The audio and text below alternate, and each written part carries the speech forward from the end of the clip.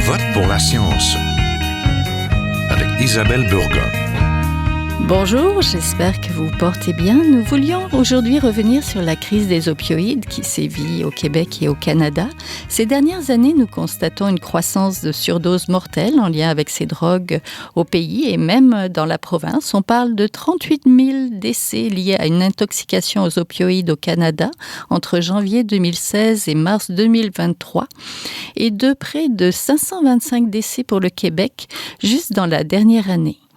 Le gouvernement du Québec envisage aujourd'hui de se joindre à l'action collective intentée par la Colombie-Britannique contre les compagnies pharmaceutiques. Cette province de l'ouest du Canada réclame 85 milliards en raison des coûts des soins de santé associés à cette crise des opioïdes. La province, on s'en souvient, avait mis en place un comité anti-opioïdes. Il a livré un deuxième plan d'action pour contrer les surdoses en ouvrant la porte à la décriminalisation. Et le comité d'experts de Santé Canada a également produit 2 rapports. Le second document demande de changer la politique sur les substances afin de mieux lutter contre la stigmatisation et de se concentrer sur la santé des personnes qui les consomment. Que peut faire la science pour aider à résoudre cette crise? Et ne devrions-nous pas élargir à toutes les surdoses de drogue et pas juste à celles des opioïdes?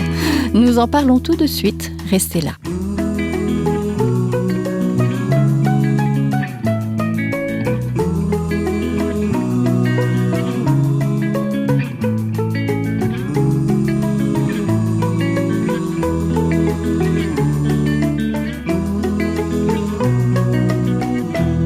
Je vote pour la science. Nous interrogeons sur les dessous de la crise des opioïdes. À l'heure où le gouvernement québécois parle de poursuivre les compagnies pharmaceutiques, quelle approche devrions-nous adopter pour s'attaquer au problème sans faire l'amalgame entre soins nécessaires et surdoses de produits divers? J'en parle aujourd'hui avec Serge Brochu, professeur émérite à l'École de criminologie de l'Université de Montréal et chercheur à l'Institut universitaire sur les dépendances. Bonjour. Bonjour. J'en parle aussi avec Yves Séguin, directeur général du Centre d'intervention et de prévention en toxicomanie de l'Outaouais. Le CIPTO, c'est un organisme en réduction des risques et des méfaits. Bonjour. Bonjour. Comme on l'a vu chez nos voisins américains et aussi dans l'ouest du pays, les gouvernements peinent à résoudre la crise des opioïdes. Avant d'envisager des solutions et des approches pour lesquelles je suis sûre la science peut contribuer, il importe de mieux définir le problème car il y a souvent beaucoup d'amalgame entre les produits opioïdes, leurs usages. Alors peut-être, professeur Brochu, cette crise des opioïdes dont on parle, quelle est-elle exactement? Il est parfois difficile de la définir très spécifiquement, mais on sait qu'au Québec, un minimum de 525 décès entre juillet 2022 et juin 2023 ont eu lieu. C'est énorme, c'est 10 personnes par semaine. C'est plus que le nombre de décès que l'on a sur les routes au Québec. Et en plus de ça, il y a plus d'une centaine de visites aux urgences par mois. Pour des surdoses au niveau des opioïdes. Et ce qu'on s'aperçoit, c'est que les personnes les plus vulnérables, les personnes les plus marginalisées sont ceux qui sont les plus à risque de surdose. Donc, c'est important de prendre action pour cesser ce carnage. Oui. Est-ce qu'on peut parler de crise des opioïdes au Québec aussi? Parce qu'avant, on hésitait à en parler. Oui. De mon point de vue, c'est une crise, effectivement, des opioïdes. Bien sûr, ça n'a pas l'ampleur encore de ce que l'on voit en Colombie-Britannique, mais à mon avis, c'est déjà une crise. Oui. Monsieur Séguin, ce qui nous inquiète, ce sont surtout les surdoses dont on entend parler, mais il y aurait aussi des amalgames en différentes consommations de drogue et de contamination de produits issus du marché noir, où on trouve parfois des opioïdes. Donc, le risque de surdose dont on parle, quel est-il? Il est toujours difficile d'évaluer un risque de surdose, là, surtout quand on parle de substances qui est fabriquée dans des laboratoires clandestins. C'est certain que maintenant, avec les services d'analyse de substances, on est capable de mieux comprendre que contiennent ces substances-là. Là, on parle beaucoup, vous nommez la crise des opioïdes. Nous, ce qu'on voit, c'est bien entendu, il y a une réalité de nombre de personnes plus élevé qu'auparavant qui sont victimes de surdose aux opioïdes, mais on voit aussi que ce sont d'autres types de substances, donc des substances psychoactives qui ne sont pas liées à l'opioïde ou à un opiacé. Parfois, c'est un benzodiazépine, parfois, c'est d'autres substances qui font en sorte que les gens se retrouvent en surdose. Autre chose qu'on remarque, ce sont des personnes qui ne cherchent pas nécessairement à consommer des opioïdes. C'est-à-dire que leur substance, elle est contaminée par un opioïde. Hein? Le fentanyl, souvent, où on voit justement quelqu'un qui voulait consommer ou souhaitait consommer un stimulant comme du crystal meth ou un speed, donc amphétamine, méthamphétamine. Et là, on s'aperçoit que les gens sont en surdose, mais pas de stimulants, mais d'opioïdes parce que leur produit a été contaminé. Oui, c'est compliqué un petit peu de faire la part des choses entre ce qu'on consomme et ce qu'on ne consomme pas. Ces opioïdes-là qu'on retrouve, professeur Brochu, généralement, c'est quoi? Bon, on vient de parler du fentanyl. Oui. Il y a le carfentanyl également. Donc, des opioïdes qui sont très concentrés et dont l'effet est instable parce qu'on n'a aucune idée de ce qu'on consomme. Bien sûr, on vient de parler des services d'analyse de substances, mais ce n'est pas tous les consommateurs qui ont accès à ces services d'analyse de substances, ce qui fait que c'est un peu comme une roulette russe. On ne sait pas ce que l'on consomme. Et parfois, les opioïdes ont cette caractéristique que l'on doit augmenter la dose pour obtenir les mêmes effets. C'est ce qu'on appelle la tolérance. Mais parfois, la tolérance fait en sorte que la quantité effective s'approche de la dose létale. Et lorsqu'on n'a aucune idée de ce qu'on vient d'acheter, c'est facile de passer de l'autre côté et donc d'avoir une surdose. Monsieur Séguin, les risques de surdose, ça peut être donc avec des opioïdes et avec quoi d'autre? C'est quoi les autres substances finalement qu'on pourrait retrouver, mélanger? Ouais, c'est des fois c'est le mélange est dans la substance qu'on achète, mais des fois on fait notre propre mélange et qu'on ne connaît pas les risques par exemple, d'ajouter l'alcool à un opiacé ou le GHB, là, ce qu'on appelle le jus, là, la drogue du viol. Donc ça aussi, ça crée une dépression du système respiratoire. Donc de combiner plusieurs dépresseurs fait en sorte que, justement, on augmente les risques de surdose. Donc, il y a, comme je vous dis, les surdoses malheureusement qui arrivent parce que on ne connaît pas la substance et parfois c'est parce qu'on a fait nous-mêmes le mélange. Et c'est ça, cette importance de l'information, de la sensibilisation chez toutes les personnes qui consomment, oui, les personnes plus vulnérables, mais aussi les personnes qui le font plus par plaisir ou le font moins régulièrement. Il faut vraiment que les gens connaissent les effets. On parle de tolérance, justement, les gens, par exemple, qui font un séjour dans une institution, que ce soit, par exemple, en centre de détention, un hôpital psychiatrique, et ressortent de là, eux aussi sont beaucoup à risque parce que leur niveau de tolérance a baissé. Et là, on se dit, moi, il y a 3 mois, quand je prenais tel produit, ils reprennent la même chose et oups, malheureusement, une surdose survient parce que la tolérance n'est pas la même. Donc, le risque est très varié, là. Oui, dépendamment de ce qu'on prend et des mélanges qu'on fait, si j'entends bien. Professeur Brochu, quels sont les méfaits associés à l'usage d'opioïdes dans le contexte socio-légal actuel? Il y a beaucoup de méfaits. Les méfaits sont, selon moi, en grande partie liés aux politiques actuelles, à la prohibition, au fait qu'on fait une chasse aux sorcières, qu'on criminalise la personne, l'usager de substances, ce qui fait en sorte que cette criminalisation de l'usager de substances fait en sorte que, il se cache. Il ne va pas chercher nécessairement les services de santé qu'il aurait besoin. Un usager de drogue, ce n'est pas un criminel. C'est possiblement une personne qui a des problèmes de santé, possiblement une personne qui a des problèmes de dépendance. Et là encore, ce n'est pas tout le monde.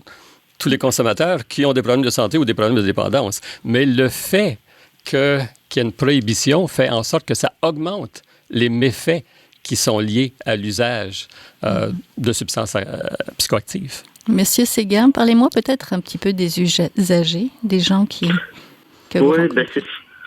Aussitôt, la plupart des gens, ce sont des personnes qui vivent une situation marginale, c'est-à-dire des personnes en situation d'itinérance ou à grand risque de devenir, mais aussi on rencontre d'autres personnes comme des adolescents, des jeunes adultes qui consomment. Donc, la réalité est différente d'une personne à l'autre.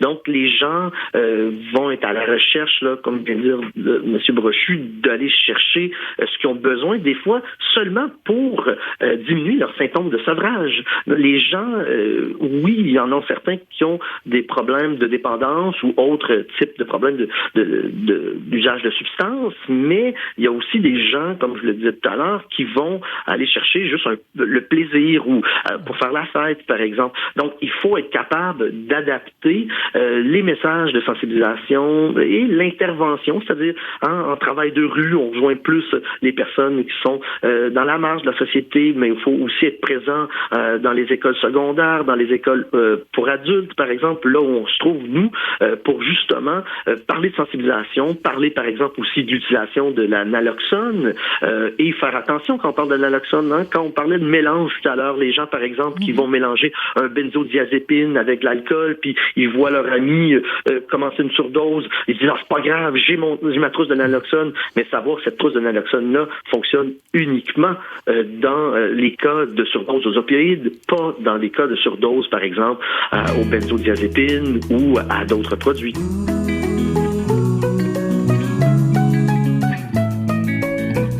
Vous êtes toujours à Je vote pour la science, là où la science rencontre la politique, une émission produite par l'agence Science Presse. Vous pouvez visiter son site internet au sciencepresse.qc.ca. Le groupe d'experts sur la consommation de substances de Santé Canada, dans son premier rapport de 2021, a conclu que la criminalisation de la possession simple cause des préjudices et doit cesser. Il recommandait de tenir compte de la stigmatisation, des préjudices disproportionnés subis par les populations victimes d'inégalités structurelles, des préjudices causés par le marché des drogues illicites, du fardeau financier sur les systèmes de santé et de justice pénale, et aussi des affections sous-jacentes non traitées. Professeur Brochu, quels sont les avantages et les limites de la décriminalisation? Bon, il y a plusieurs avantages. D'une part, c'est de mettre fin à la crainte d'être arrêté, d'avoir un casier judiciaire. Et on sait qu'avec un casier judiciaire, il y a plusieurs conséquences. Hein? On peut avoir de la difficulté à se trouver un logement. On peut avoir de la difficulté à avoir des prêts, de voyager aux États-Unis, d'avoir un passeport. La décriminalisation aussi fait en sorte qu'on ne considère plus l'usager comme un criminel.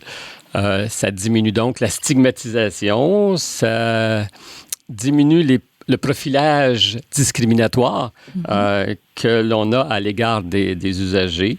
Il y a moins de raisons de se cacher. Ça maintient la personne qui consomme à l'extérieur des services pénaux, du système de la justice. Ça diminue donc les coûts. Oui. Au niveau des services de justice, et ça permet un meilleur contact avec les services de santé. Est-ce qu'on devrait s'inspirer du Portugal? On pourrait s'inspirer du Portugal. J'ai étudié longtemps, ça fait une quinzaine d'années que le Portugal a décriminalisé toutes les drogues. Et les gens qui sont appréhendés suite à une consommation sur la voie publique, doivent aller vers un comité de dissuasion. Comité de dissuasion, plutôt qu'un tribunal, c'est composé d'un juriste, oui, mais aussi habituellement d'une personne qui est une experte en santé et d'une personne qui est experte en sciences sociales, un travailleur social, un psychologue, un criminologue. Et là, on évalue sa situation. Et si on pense que la personne a des problèmes de dépendance, on va la référer vers un service de traitement. Et sinon, on va lui dire, bon, la prochaine fois, tu risques d'avoir une amende ou un travail communautaire. Il y a des limites à cette façon de faire. Parmi les limites, c'est que il y a la peine demeure. Il y a toujours une possibilité de demander à la personne de faire des travaux communautaires ou de lui imposer une amende. Donc, la peine demeure. D'autre part, cette peine est souvent en fonction de l'expertise des intervenants qui vont travailler dans le dossier. Donc, on peut imposer une peine ou pas. Ça peut être subjectif, c'est ça? Très subjectif, effectivement. Et donc, le message est un peu ambigu aussi. Bon, oui, on tolère, mais c'est pas correct. Donc, il y a des difficultés, je devrais dire, avec ce modèle. Entendu. Monsieur Séguin, la décriminalisation?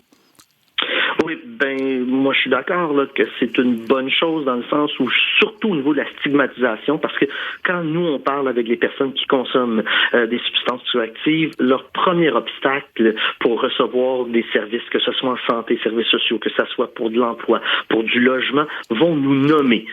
C'est toute la stigmatisation qui vient derrière le fait qu'on est identifié soit comme consommateur de drogue ou comme criminel parce que on consomme. Donc, il est certain que ça serait un pas en avant d'aller vers la décriminalisation. On le voit même avec la légalisation. Par exemple, là, je fais un petit parallèle avec le cannabis où les gens sont venus chercher de l'aide. Puis on disait, est-ce qu'il y a beaucoup plus de monde qui consomme? La réponse, on l'a vu dernièrement, là, les statistiques le démontraient. Il y a eu peu d'augmentation de consommation, mais ce qu'on voit chez nous, par contre, aussitôt, c'est que les gens sont venus davantage cogner à notre porte pour dire « Hey, je pense que je consomme trop de cannabis » ou « Comment je fais pour diminuer ma consommation de cannabis » ou « Je veux avoir une réflexion par rapport à ma consommation de cannabis ». Fait que donc, de décriminaliser pourrait aussi amener les gens à demander de l'aide plus facilement. C'est certain que l'aide doit être offerte de façon diverse, là, c'est-à-dire qu'on ne peut pas juste avoir du traitement qui vise l'arrêt de consommation. Je pense qu'il faut avoir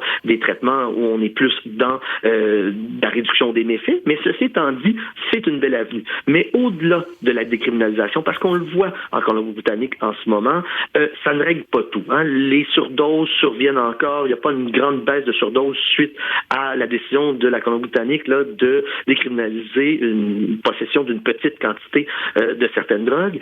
Par contre, ce qu'on peut penser, et c'est là où il faut aller, c'est ce qu'on appelle en anglais le safe supply, c'est-à-dire d'aller chercher une façon d'obtenir notre substance qui n'est pas contaminée, comme par exemple que ça soit de l'héroïne médicale, ça peut être aussi un stimulant qui est pharmaceutique pour remplacer les stimulants qui est vendu dans la rue, là. Donc vraiment, il faut penser plus loin que seulement la décriminalisation, parce que la décriminalisation a ses limites. C'est certain qu'il y a des avantages, mais on le voit, ça ne règle pas tout parce que son approvisionnement, c'est-à-dire que les personnes vont vouloir en acheter, ceux qui sont dépendants ou ceux qui veulent, comme je disais tout à l'heure, faire une expérience, mais à ce moment-là, si on décriminalise, mais que la substance qui est vendue est dangereuse parce qu'on ne connaît pas son contenu ou son contenu contient des substances comme le carfentanyl ou même la xylazine, comme on voit de plus en plus, à ce moment-là, le risque de surdose va demeurer, que ça soit légal ou décriminalisé ou légalisé. Oui, professeur Brochu, qu'est-ce qu'a apporté la légalisation du cannabis qui a maintenant 5 ans là, par rapport à la consommation des autres substances et tout ça? Est-ce que on va justement vers plus de... Oui. Au niveau de la réglementation du cannabis, ce qu'on a vu, c'est que, comme on le dit tout à l'heure, il y a eu une certaine augmentation au niveau de la prévalence, mais faible. Oui. Et là, on ne sait pas, est-ce que ce sont les gens qui rapportent davantage de façon valide? Oui, c'est moins caché. Et voilà, exactement. Mais une légère augmentation. Mais ce qu'on n'a pas vu, c'est qu'il n'y a pas eu d'augmentation chez les jeunes. Et ça, c'est important aussi, parce que l'objectif de la légalisation, de la réglementation du cannabis, c'était de garder les jeunes à l'extérieur de ce marché. Sauf qu'il y a les wax pens qui sont apparus, qui sont illégales. Oui.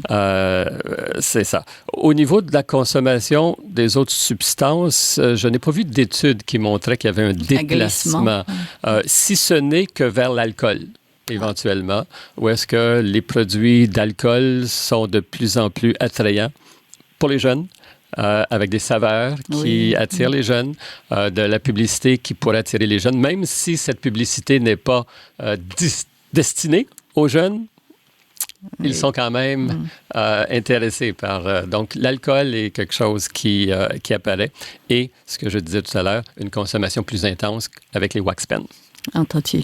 Monsieur Séguin, vous apparteniez au comité de réflexion sur les opioïdes. Il y a eu un premier plan d'action en 2017 et il y en a eu un deuxième récemment, un deuxième plan d'action sur les surdoses de substances psychoactives, ce qu'on appelle la stratégie nationale 2022-2025 de prévention des surdoses de substances psychoactives. Est-ce que vous pouvez un petit peu nous présenter du côté de la santé, des services sociaux et du communautaire ce qu'il y avait dedans? Oui, c'était une stratégie en 7 champs d'action. Là, on parlait autant de l'information sensibilisation, la prévention des surdoses et la réduction des méfaits, les politiques publiques et les réglementations, vigie et surveillance, évaluation, recherche et formation, traitement de la dépendance et traitement de la douleur. Donc, 7 champs d'action où, justement, là, oui, l'accent est mis sur les opioïdes, mais aussi tous les autres substances psychoactives. Et ça, c'est un changement quand même important entre la première stratégie et la deuxième. Parce qu'on reconnaît là que pour travailler auprès des personnes qui consomment, il faut pas juste travailler sur une substance, il faut travailler sur plusieurs substances à la fois. Donc, c'est d'être capable de mettre en action des services, comme par exemple les sites de prévention de surdose. Donc, dans le premier, on parlait beaucoup des sites de consommation supervisés, et même, je pense qu'on parlait de sites d'injection supervisés, pour être plus précis. Là, on parle de sites de consommation supervisés et aussi de sites de prévention de surdose. Des sites de prévention de surdose, ce sont donc des lieux où les gens peuvent aller consommer de façon légale et où il y a une surveillance. Donc, ça peut être mis en place à beaucoup d'endroits au Québec.